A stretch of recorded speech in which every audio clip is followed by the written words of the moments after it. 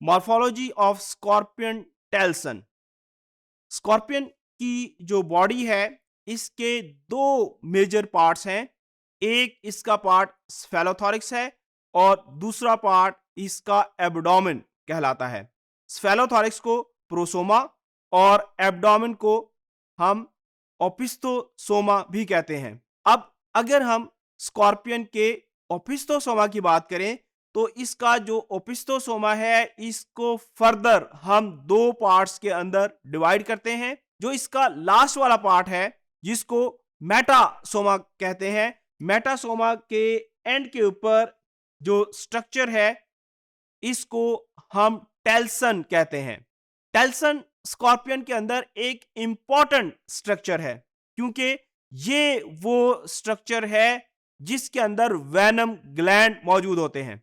एक pair venom gland का मौजूद होता है, ये वेनम की प्रोडक्शन करता है और उसके बाद एक स्पेशल स्ट्रक्चर जो कि इसी पार्ट के साथ जुड़ा होता है, उसके जरिए इस वेनम को प्रे की बॉडी के अंदर इंजेक्ट किया जाता है।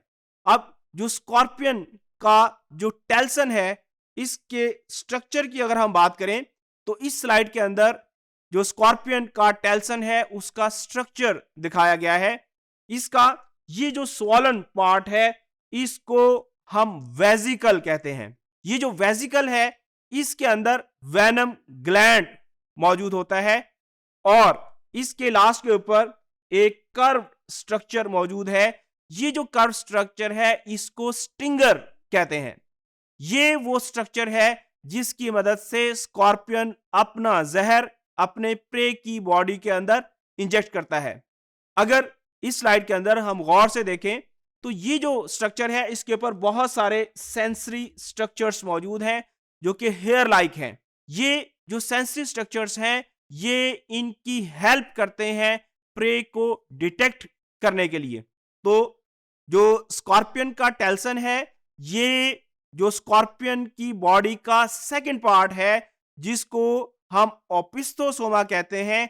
जो लास्ट पार्ट है इसके 5 सेगमेंट्स होते हैं और इसका जो लास्ट वाला पोर्शन है वो टेल्सन है।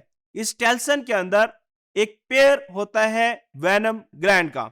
अब ये जो वेनम ग्लैंड है इसके अंदर जब वेनम की प्रोडक्शन होती है तो स्पेशलाइज्ड डक्ट्स होती हैं।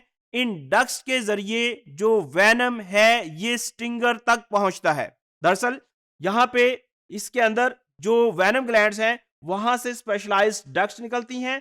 हर वेनम ग्लैंड की अपनी डक्ट मौजूद होती है और वो इस स्टिंगर तक जो है पहुंचती है। स्टिंगर के बाद जो इसका लास्ट पोर्शन होता है, दोनों जो ग्लैंड्स हैं इनकी जो डक्ट्स हैं उनकी अपनी इंडिपेंडेंट ओपनिंग्स मौजूद होती हैं। जब इनको चार्ज किया जाता है, जब स्कॉर्पियन किसी प्रे के ऊपर अटैक करता है या जब इनको कोई डिस्टर्ब करता है तो इनके अंदर वेनम की प्रोडक्शन स्टार्ट होती है और उसके बाद इनकी बॉडी के अंदर जो वेनम है उसको स्पेशलाइज्ड मसल्स होते हैं जो इस वेनम को प्रे की बॉडी के अंदर इंजेक्ट करने में और उसके बाद वेनम ग्लैंड के अंदर जो वेसिकल पार्ट है वहां से स्टिंगर तक पहुंचाने में मदद करते हैं। तो ये जो स्पेशलाइज्ड मसल्स हैं जिसके अंदर दो इंपॉर्टेंट किस्म के मसल जिनको हम एक्सट्रिंसिक मसल सिस्टम और इंट्रिंसिक मसल सिस्टम कहते हैं, ये स्पेशलाइज्ड मसल जो सिस्टम है ये वेनम को वेनम ग्लैंड से स्टिंगर और फिर स्टिंगर को प्रे की बॉडी के अंदर एंटर करने में हेल्प करते हैं। तो हमने देखा कि जो स्कॉर्पियन का जो टेल्सन है ये एक स्पेशलाइज्ड स्ट्रक्चर है जो कि स्कॉर्पियन जो बॉडी है उसके बिल्कुल एंड के ऊपर, या हम ये कह सकते हैं कि जो स्कॉर्पियन की टेल है उसके बिल्कुल लास्ट के ऊपर एक स्वॉलन स्ट्रक्चर है। उसके बाद इसके जो इंपॉर्टेंट पार्ट है उसके अंदर इसका वेजिकल है जो फूला हुआ होता है और उसके साथ एक कर्व स्ट्रक्चर है जिसको स्टिंगर कहते हैं।